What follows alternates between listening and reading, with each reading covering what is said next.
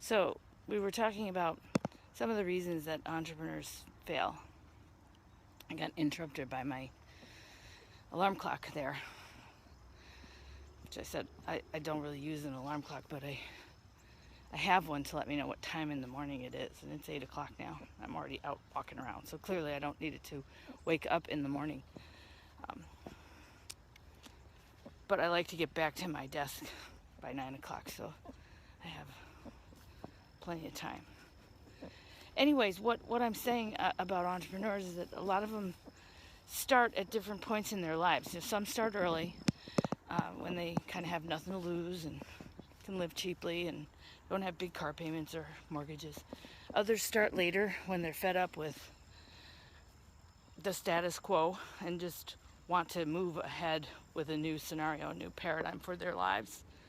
Others start later in life when their kids are grown, they have some extra money, they can afford to take a risk. So you have to figure out where you are in the entrepreneurial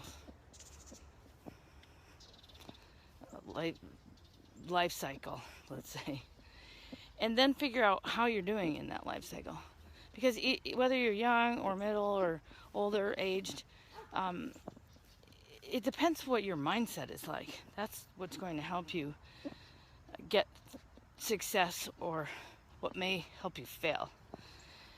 And while we don't want anybody to fail, I have to admit that I've started businesses before and they failed. And I got scared and I turned away and I went back to the status quo and I went back to the 9 to 5 and I found that high-paying job that I'd had before, and I wasn't really very happy about that because that wasn't what I'd started out wanting to do. You know, it'd never been my intention to fail. But it wasn't like I only worked at my business for a couple of months or weeks or something. I put a good long time into it. But then I realized that there were too many factors that were beyond my control in that particular business. Like, for example, I had one business that relied on international travel. You know, that was the source of the demand for my product. And it happened to be, I'd been open for about a year before 9/11 hit. And then our borders just shut down. And my business dried up. And I didn't have, I had another job then because I was doing this part-time. So I just stuck with my regular job that I was doing. But I didn't have any alternate plan or any multiple source of entrepreneurial income to keep me going while I looked for, a new additional business line or something. And then in another example, I had a business that was a brick and mortar business that relied on the building that I was in. I spent a year building up my brand and I had quite a good demand and I had income and cash flow that was beyond what I would have ever imagined. So I did well creating the business. But then the legs got kicked out from under me when my building was sold and my new landlord failed to honor my lease and wanted the building for himself. So he set about doing everything he could to get me kicked out, including filing a lawsuit against me and alleging all kinds of crap that I'd never even done. But until you can get into court and defend yourself, it's an allegation that hangs over your head and you can't sell your business because you need to sell the business with the lease, and the lease has no value anymore because the landlord won't honor it. So, stuff like that is reasons why people fail that aren't even kind of within their control. I can't control what my landlord does. And while I felt I was in the right, meaning I had the right to occupy my building, I had to fight for that, and it costs thousands, hundreds maybe of thousands of dollars to go through a civil lawsuit, and it takes many, many years to do that. And, that wasn't something that I was really counting on in my first year of business. So those are things that can happen to businesses, and people who are entrepreneurs can get very discouraged after that happens, because clearly you've done what you need to do to create success and make the business viable in the first place. But there are other people who don't have those kinds of barriers or troubles, and they just either have no confidence that they can do it, or they have no discipline to actually put the time in and do what they need to do the money-making activities that need to occur. They'll get lost in time-wasting things and education and do everything but the money-making activities that make the cash register ring. So just wanting to be an entrepreneur is not enough. Self-discipline is important, but belief in yourself is probably the first and foremost thing that you have to have. If you've had some successes before, even though some of mine failed in the end, they were successful before they failed.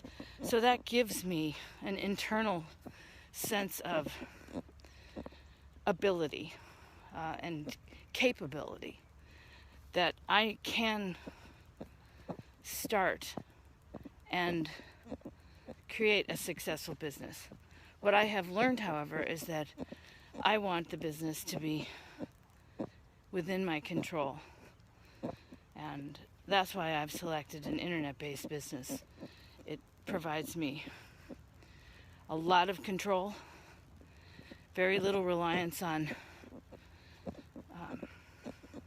anyone else.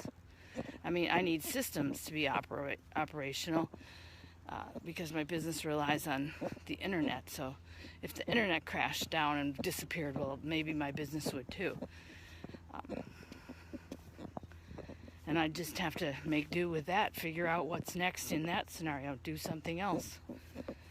But I don't know how that's any safer than going to work every day at a job that you don't own, where you could be laid off or fired or downsized or made redundant, or your division could be locked away in nowhere land. You could be transferred to a place you don't want to live.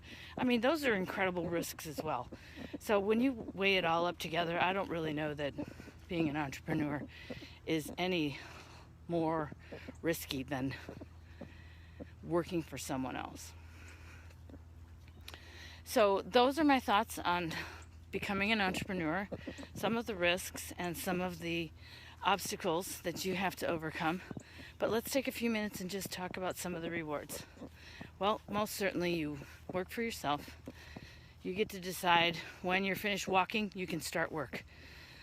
Or if you want to, you can work while you're on your walk. Check your emails, send a text, place an order, whatever. It's your own day. And for me anyway, that freedom is worth a lot.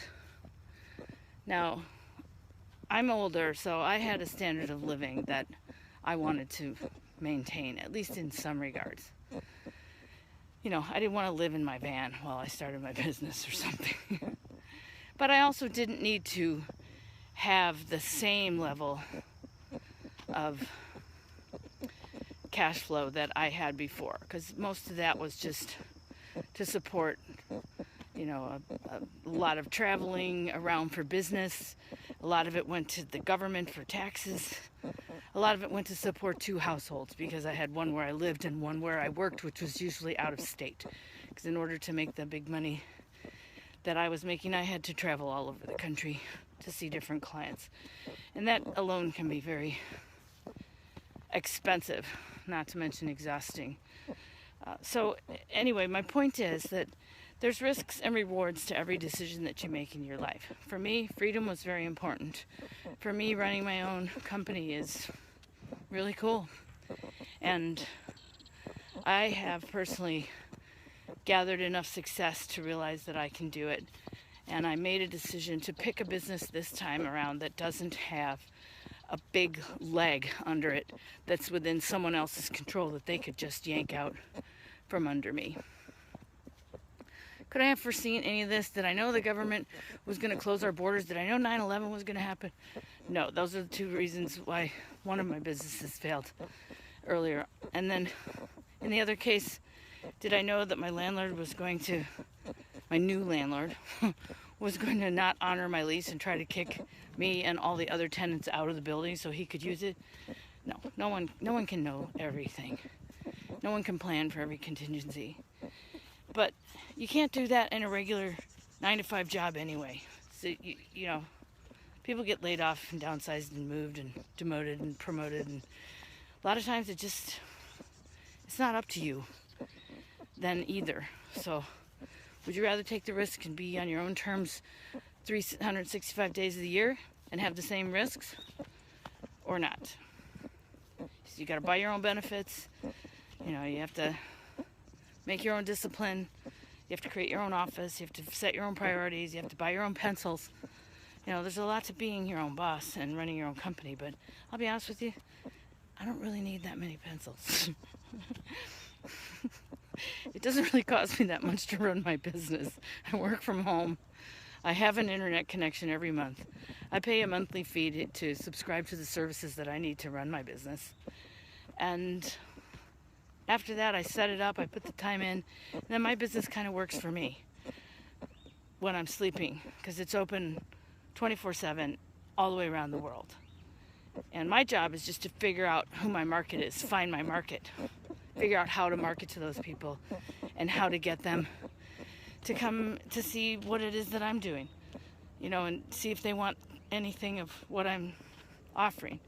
That's my job.